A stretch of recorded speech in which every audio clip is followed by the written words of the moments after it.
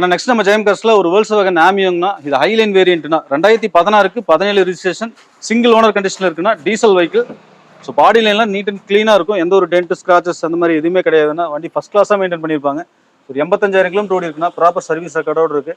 வண்டியில் tent scratches அந்த மாதிரி எதுவுமே இருக்காதுங்கண்ணா. இந்த வண்டியோட ஃபீச்சர்ஸ் பார்த்தீங்கன்னா டியூல் ஏர் பேக் வந்துடும், ஏபிஎஸ் வந்துடும், கம்பெனி இன்பில்ட் ஆடியோ சிஸ்டம் வந்துடும். ஸோ டயர்லாம் பார்த்தீங்கன்னா 4 டயரும் ஒரு 80% பட்டன் இருக்குது, கம்பெனி அலாய் வீலோட வந்துருங்க. எடுத்த எந்த ஒரு மேஜர் ஒர்க்கும் பார்க்க வேண்டாம்னா, ஜம்முன்னு இருக்கு. வண்டி எடுத்து அப்படியே யூஸ் பண்ணிக்கிற கண்டிஷன் தானே இருக்கும். இது ஆமியோ டீசல் தானே?